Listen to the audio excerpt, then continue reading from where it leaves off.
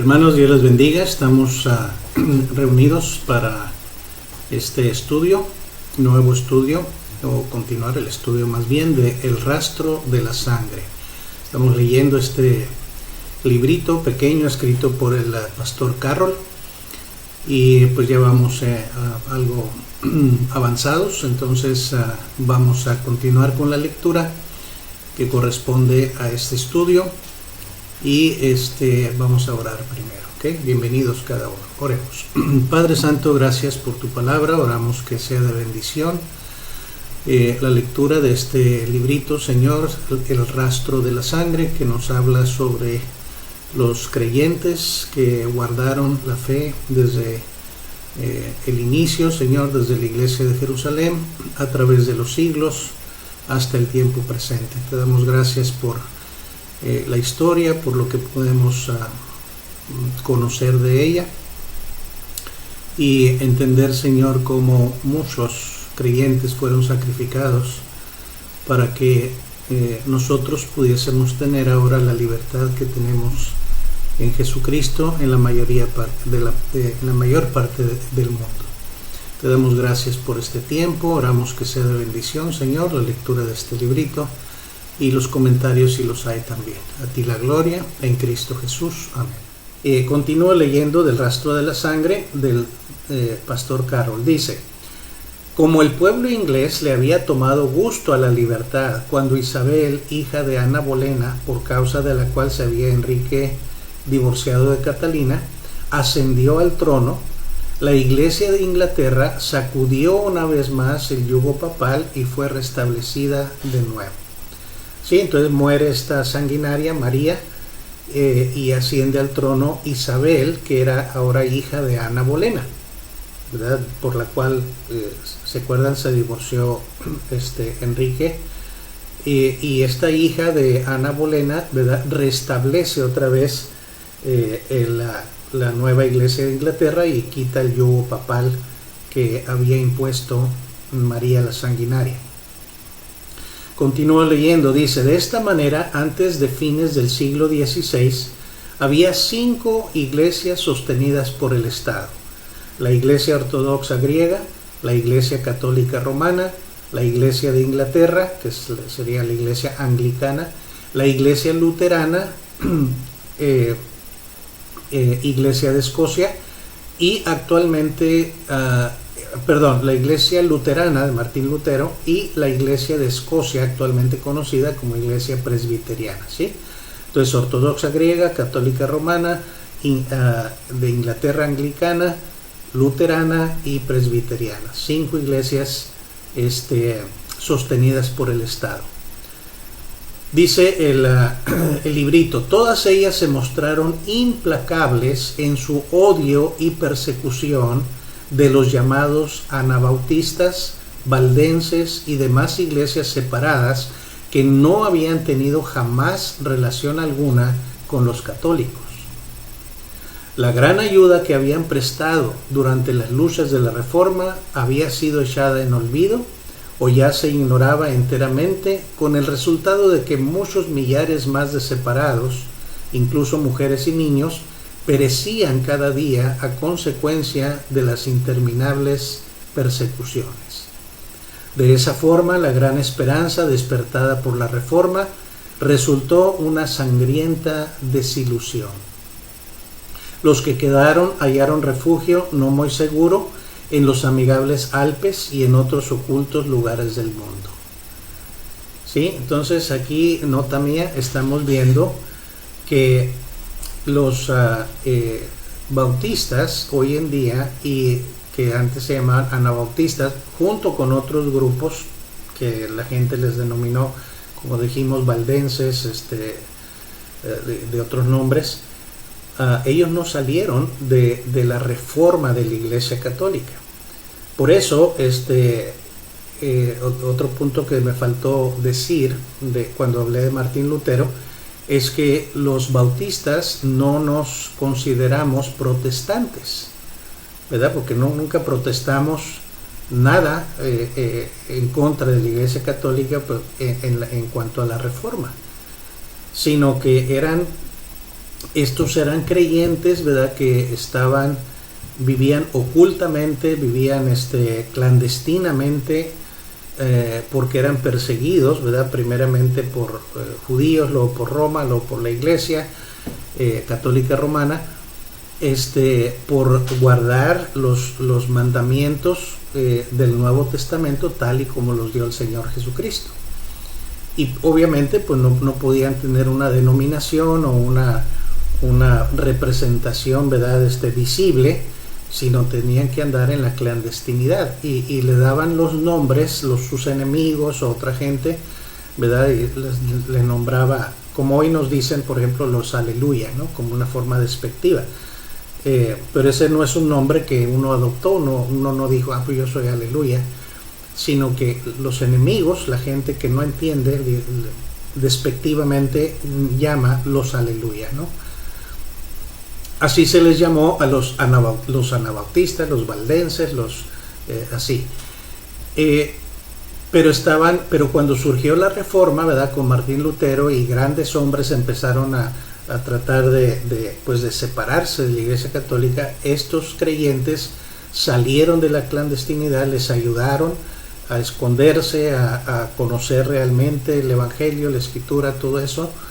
Pero cuando ellos se constituyeron ya como iglesia luterana, presbiteriana, la Iglesia de Inglaterra, como habían salido de la Iglesia Católica Romana, traían muchas costumbres de allá, pues no aceptaban algunos no son costumbres, ¿verdad?, del pueblo creyente en sí, sino mandamientos del Nuevo Testamento, como el bautismo por inmersión, como que el bautismo no es necesario para salvación, como que no se debe bautizar a los niños, la transustanciación, ¿verdad?, que la cena del Señor se convierte en el cuerpo y en la sangre de Cristo. Todas esas cosas las siguieron practicando estas iglesias. Y como los evangélicos verdaderos, ¿verdad?, que eran llamados de diferentes nombres, como dije, pues no practicaban eso, y ellos les decían, ¿verdad?, que no. Entonces sufrieron persecución a causa de ello. Espero que esté claro más o menos lo que quiero compartir.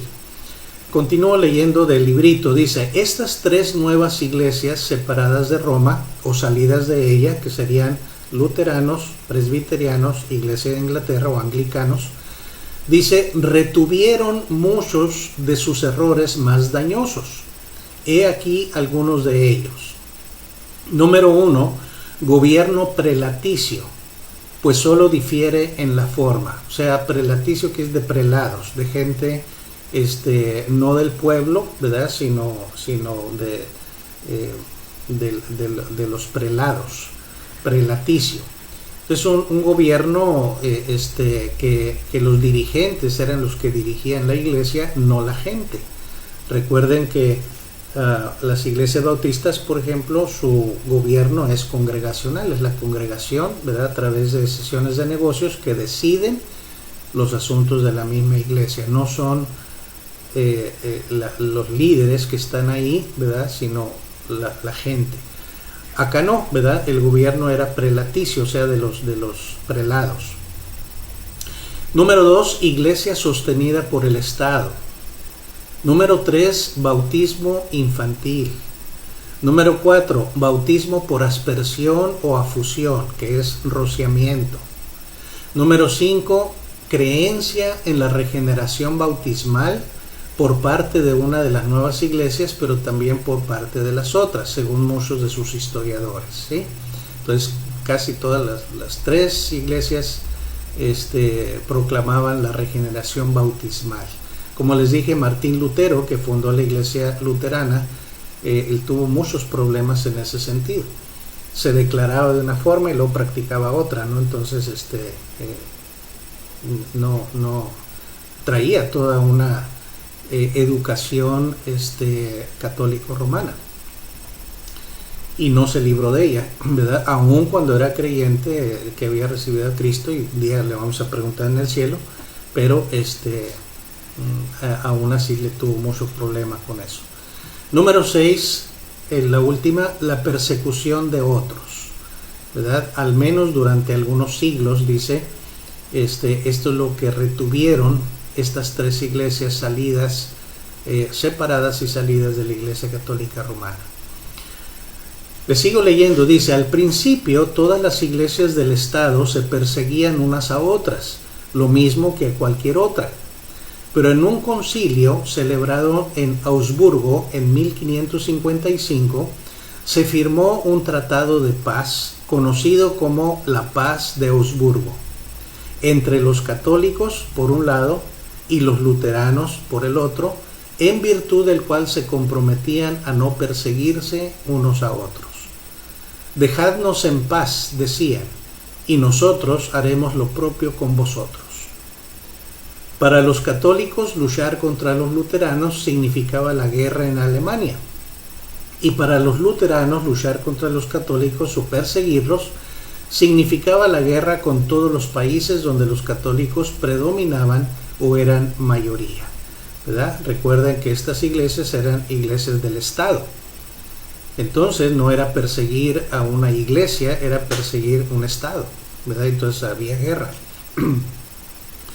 Dice, pero las persecuciones no cesaron entonces. O sea, las persecuciones contra los que no eran luteranos, ni presbiterianos, ni anglicanos, sino contra los creyentes del Señor Jesucristo con otros nombres, ¿verdad? Dice así, de los odiados anabautistas, llamados ahora bautistas, ya no les llamaban anabautistas, sino bautistas. No obstante, dice, todas sus anteriores persecuciones y el hecho horroroso de que habían ya muerto 50 millones de mártires, todavía existía número considerable de ellos.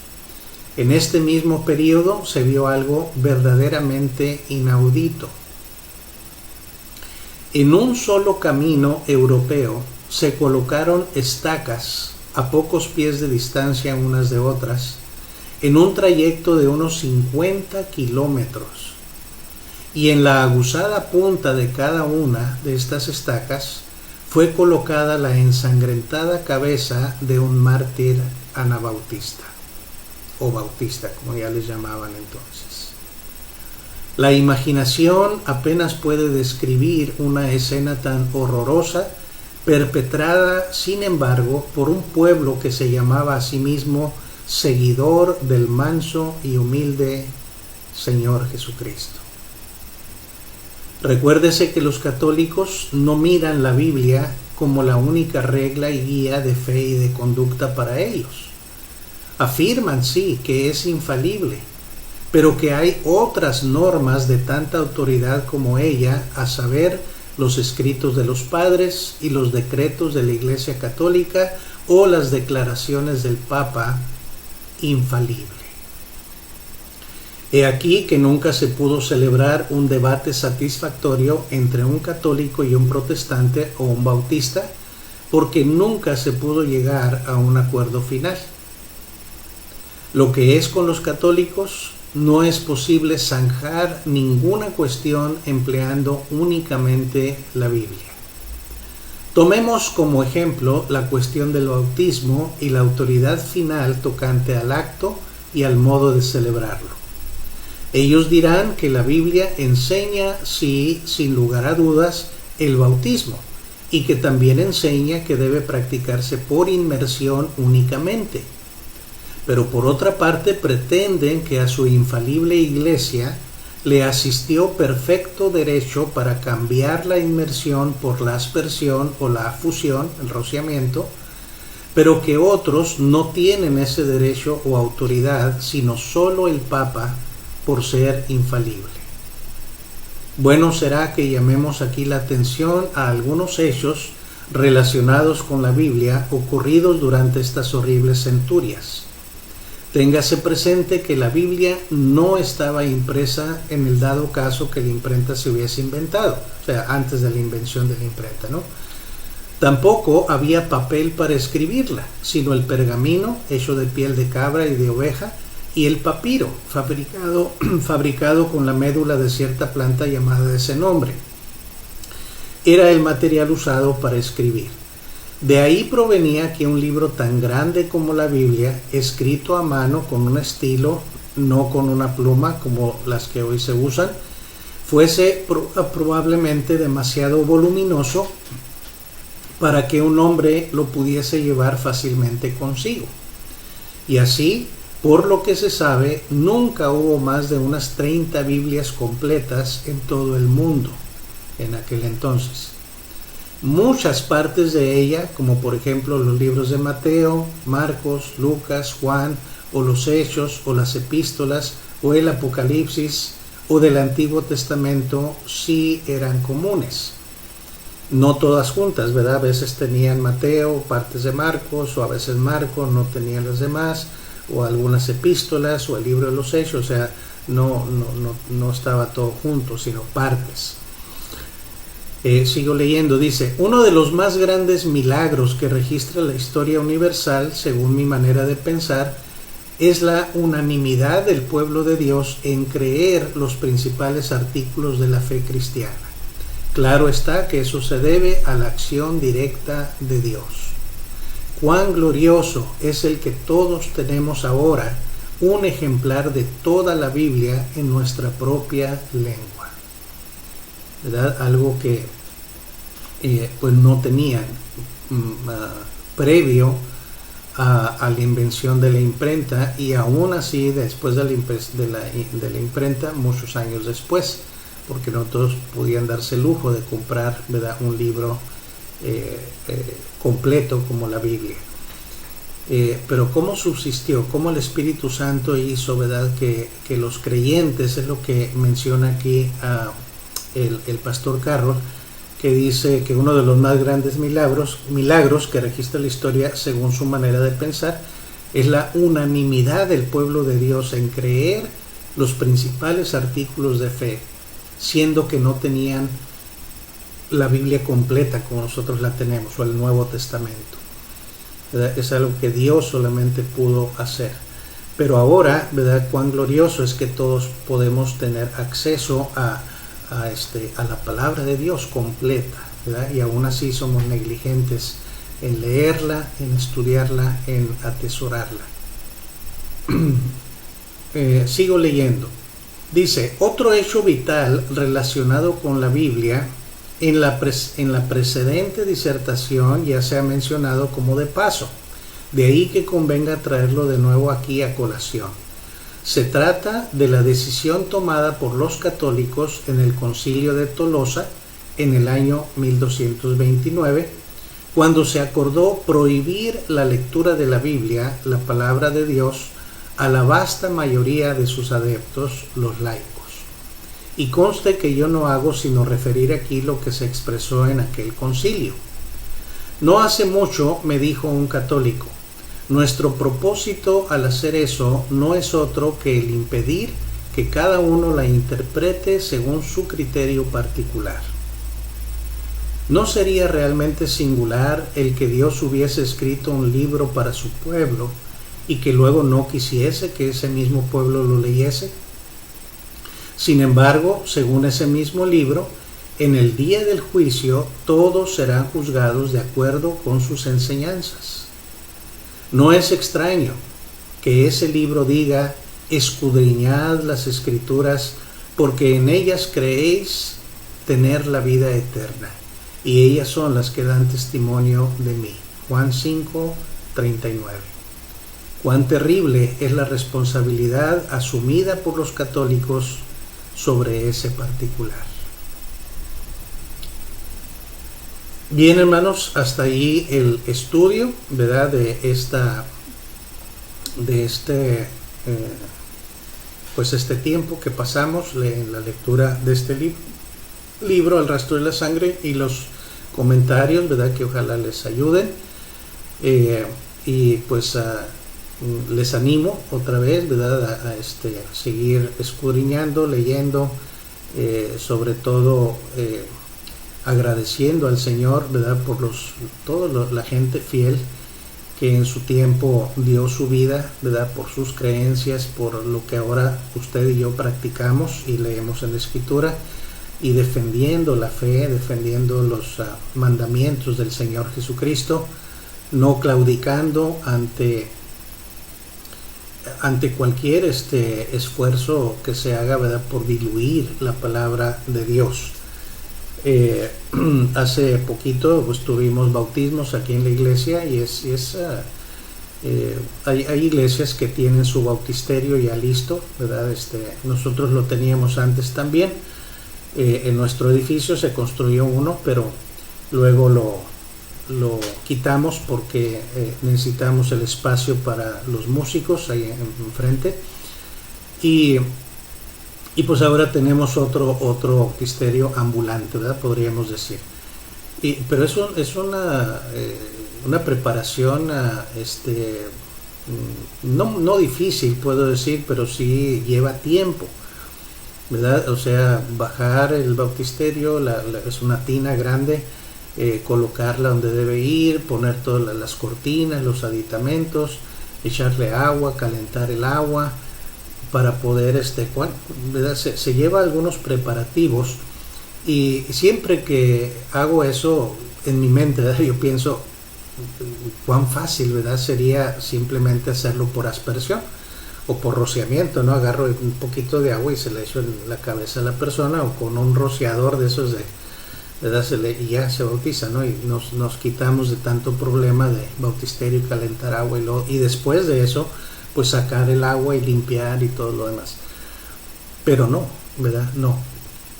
¿Por qué? Porque quitar esos elementos de sumergir a una persona le quita todo el simbolismo a lo que es el bautismo, y no solamente el simbolismo, pero va en contra del mandamiento del Señor Jesucristo.